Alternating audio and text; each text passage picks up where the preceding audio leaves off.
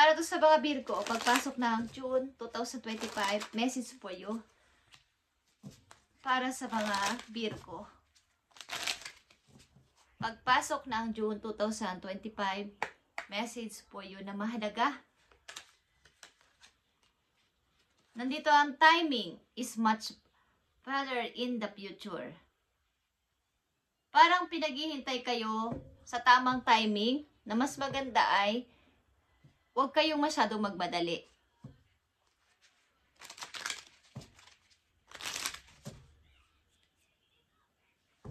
Parang ito yung gusto nyong pasimula sa buhay, Virgo, but huwag nyo munang madaliin ang mga sitwasyon. Okay? Tingnan natin ang message pa for you. Pagpasok ng June 2025. Sometime in the future. About ito sa inyong future. Maaring sa hinaharap ninyo. Sa mga darating na taon. Yun ang ibig sabihin ng future. Okay. Is may mga gusto kayong mangyari na ito ay hindi pa pwedeng madaliin. Mangyayari ito sa tamang panahon. Ito ay something wish na gusto ninyong mangyari. December 26, something. Meron kayong wini-wish. Okay, sa mga Virgo. After ng Christmas ito.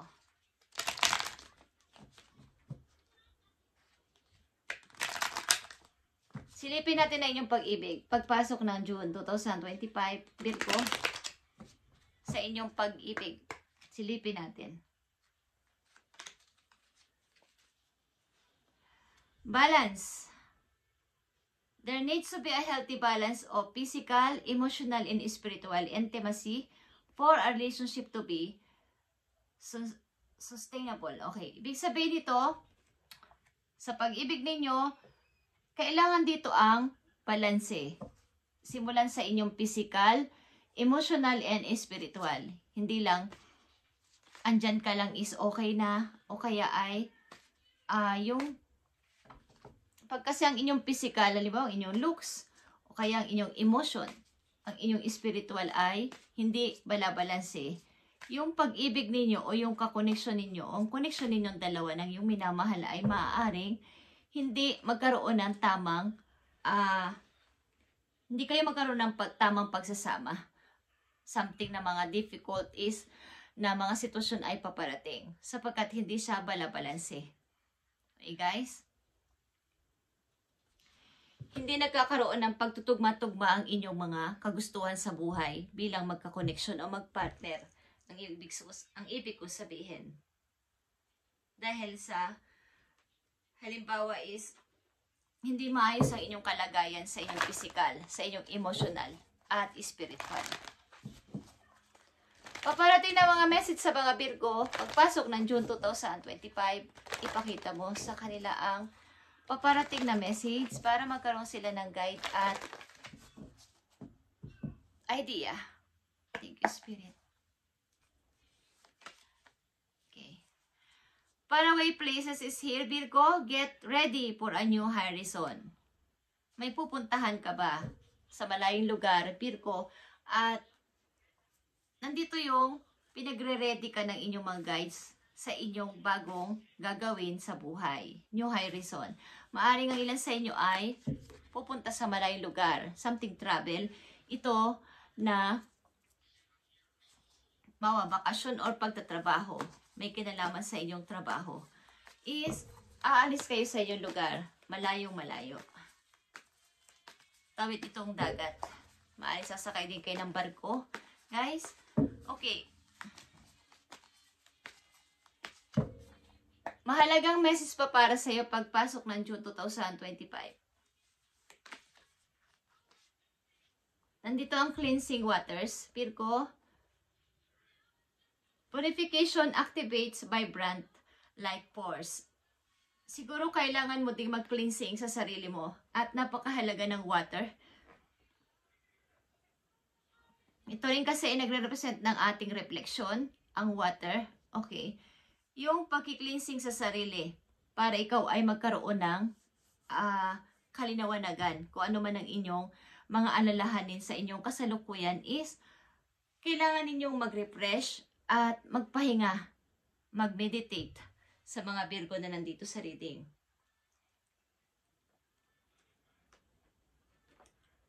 Tingnan natin ang maaari niyong sitwasyon kung bakit kayo nakakaranas ng ganito. Marami kayong alalahanin sa mga Virgo na nandito.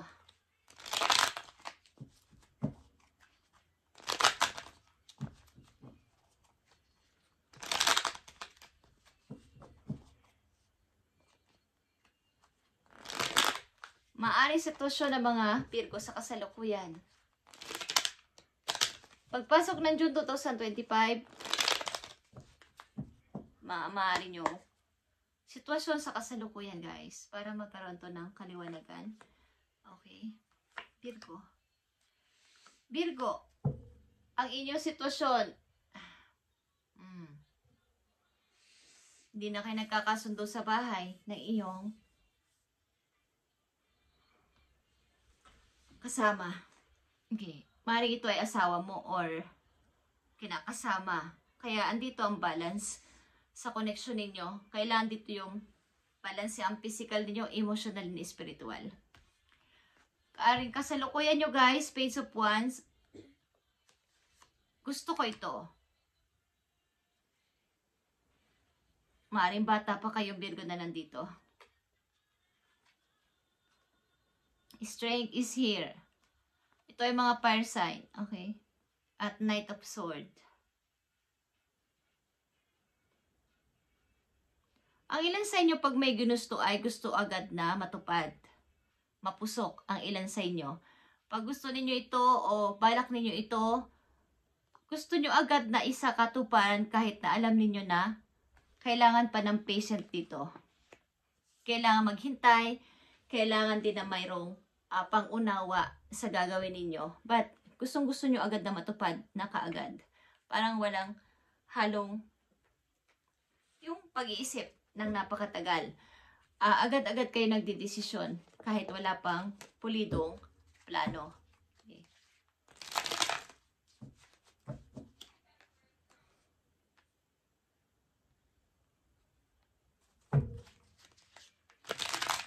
Message sa mga Virgo sa kanilang kasalukuyang sitwasyon. Pagpasok ng June 2025,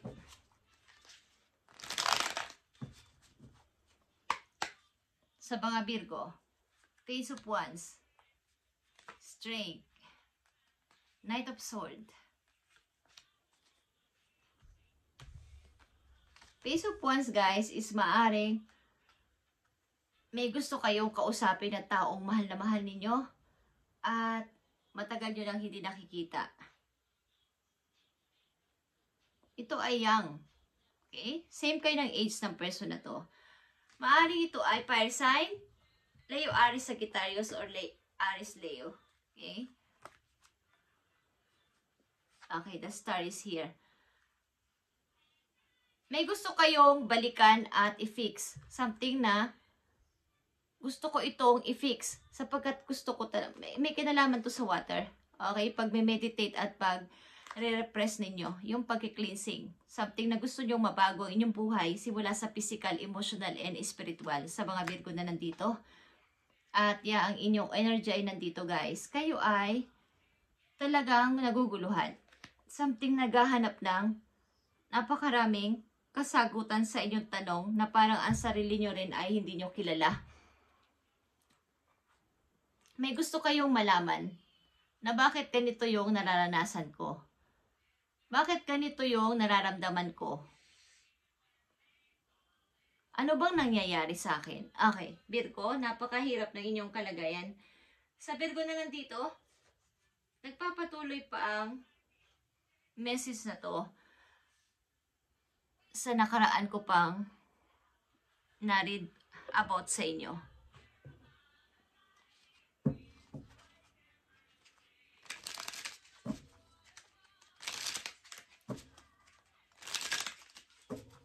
Hinahanap nyo ang inyong sarili. May gusto kayong balikan na isang bagay sa buhay ninyo na nakaraan na ng maraming taon at gusto nyong i-fix. Gusto nyo ulit balikan at i-fix.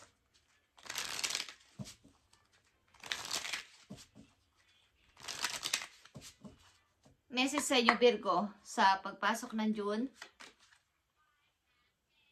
Your course. Okay.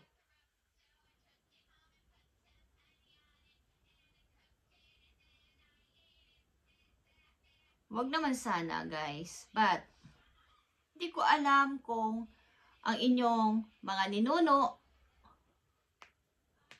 o ang inyong magulang o ang inyong mismong sarili ay something na hindi ko alam kung kayo ay may nagawang kasalanan sa iba o may mga nasabi kayong hindi maganda o mga naginawang hindi maganda sa iba at may nagsumpa ng inyong pangalan. Okay?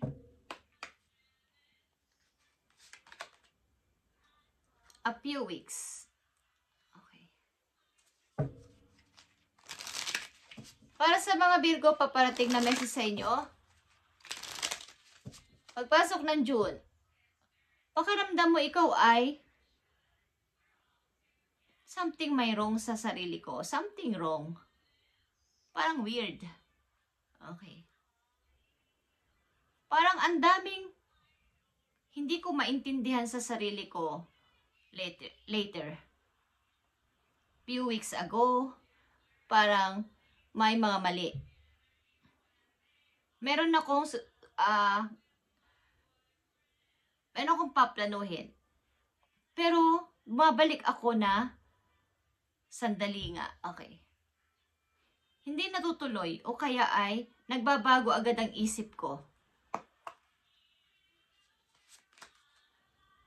Not enough energy is put into this. Okay. Something na wala kayong energy pa para sa sitwasyon na to, guys. At kailangan nyo talaga mag-cleansing, guys. Hindi ko alam kung kayo mismo o galing sa magulang ninyo o sa kanino-ninuan ninyo na parang may nag-course sa inyo o may nagsumpa. At yung mga napangakuan nyo o pinangako sa inyo na ganito, mag-invest ka dito something, may kinalaman sa money ay parang ang ilan sa inyo ay naloko o na-scam o mai-scam. Guys, kung kayo ay wag mag-invest na hindi nyo sigurado kung ito ay totoo. Baka ang inyong money, katulad ng una kong reading, ng mga nakaraan kong reading sa inyo ay maubos ng hindi sinasadya sapagkat ang pangako na yun ay hindi totoo. At wag nyong susubukan na mag-encounter na mga taong grupo na may kinalaman sa mga nag-aaya kung saan at ito ay matatamis sa salita. Sa una ay mababait ang mga person na to, pero sa susunod na mga ma-encounter nyo pa sila, habang nakikilala nyo na ay papasunod din kayo sa kailang gusto. Hindi ko alam kung ito ay kulto. Okay, guys. So, kayo ay mag-ingat, Virgo. Okay? Hindi ko alam dahil tinatarget ang inyong money. Tingnan natin.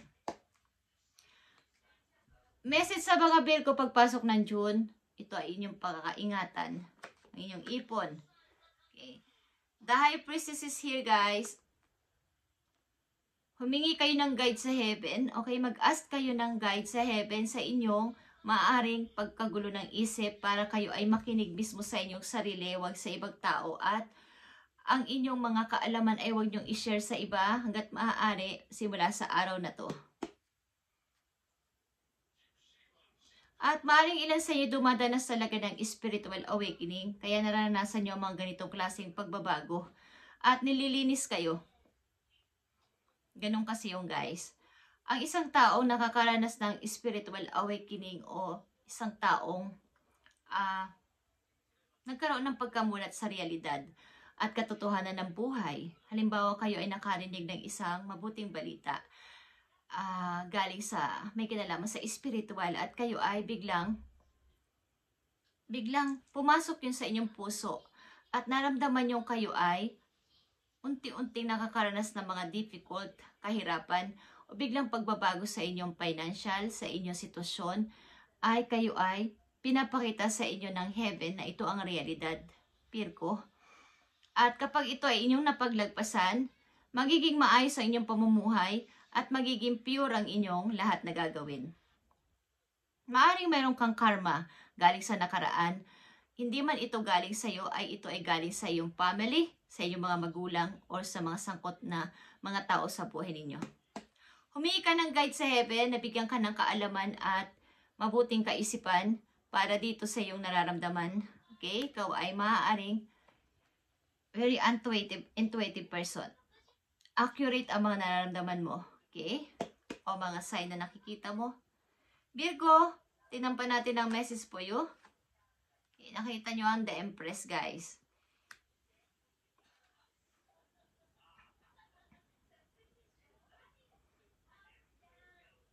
Ito ay sobrang napakagandang mensahe para sa iyo, The Empress. Okay? Isa itong pag-grow mula sa isang person na gusto ng pagbabago sa buhay. Very nurturing. Ito ay, ang The Empress ay reyna ng mga reyna. Okay? Reyna ng mga, kumbaga siya pa yung pinakamataas sa mga queen.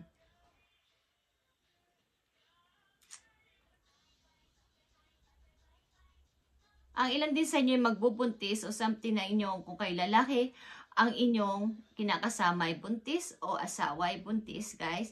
At ang ilan sa inyo dito karamihan ay nandito sa time na nagiging okay ulit ang buhay sapagkat gusto ninyo ng pagbabago. Gusto niyo ng refresh or rebirth sa inyong buhay at nililinis niyo ang inyong sarili galing sa nakaraan. Okay. The Hangman is here. At talagang may mga nararamdaman kayong hindi maganda. At gusto niyo nang itapon ang lahat ng mga nakaraan ninyo. Gusto nyo ibaon sa limot at magsimulang muli. Something rebirth.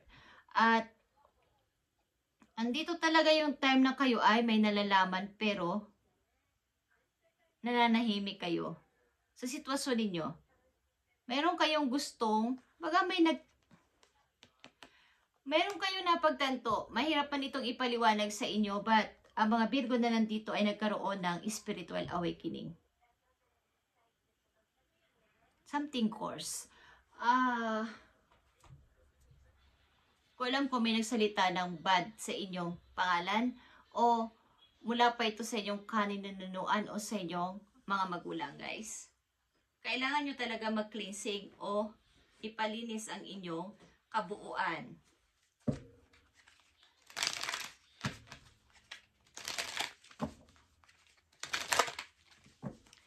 Tingnan natin ang paparating pang message sa inyo pagpasok ng June, guys, 2025 sa mga Virgo.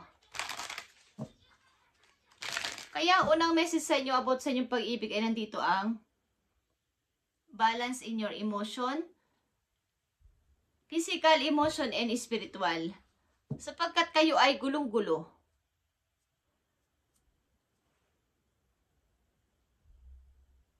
Hindi nyo maintindihan kung sino uunahin ninyo, ang inyong minamahal, ang karir ninyo, ang inyong paghahanap sa sarili.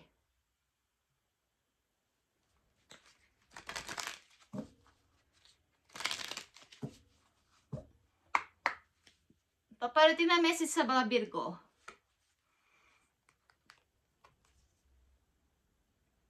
Easy does it.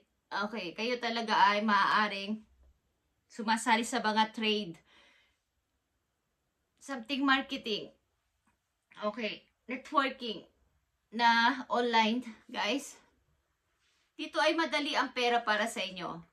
Mukhang kayo ay lucky sa mga tong klaseng games or business na may kinalaman sa marketing. Okay. Something trade. Slow and steady wins the race. Magaling kayong sumali sa mga ganon, guys, sa mga Virgo na nandito. Kumbaga, ang inyong ginagawa sa ngayon ay steady lang. Huwag kayong magmadali. At dito kayo mananalo.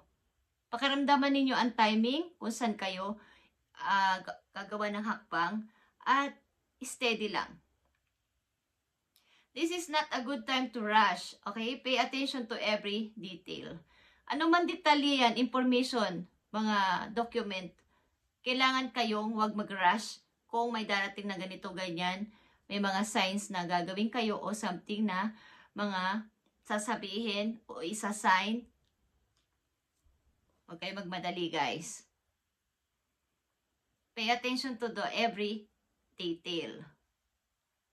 Be careful not to get involved with any get rich quick schemes. Okay. So, ang ilan sa inyo dito ay huwag masyado magmadali. Alaming mabuti kung saan mag-i-invest. Alaming mabuti kung sino ang kasali dito. Sino ang mga taong sangkot dito. Kung ito ba ay legit, ito ba ay scam.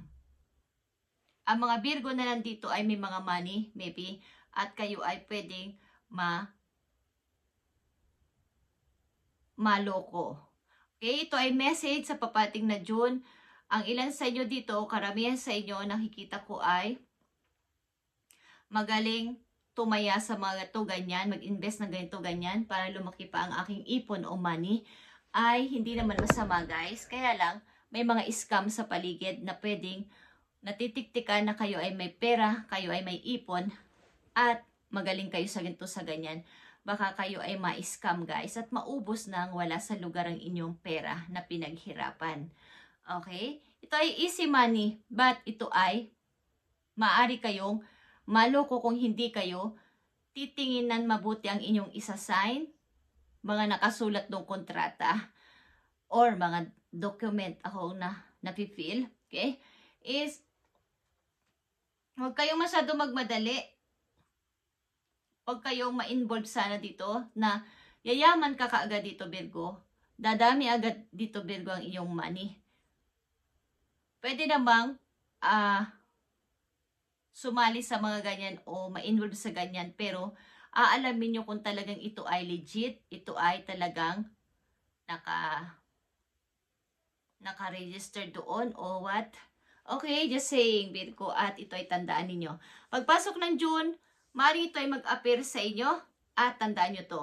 At ang ilan talaga sa inyo dito ay nahihirapan sa sarili mismo nila at may something na nangyaring alam pala ninyo ay weird, pero kayo ay maaaring nagkaroon ng spiritual awakening.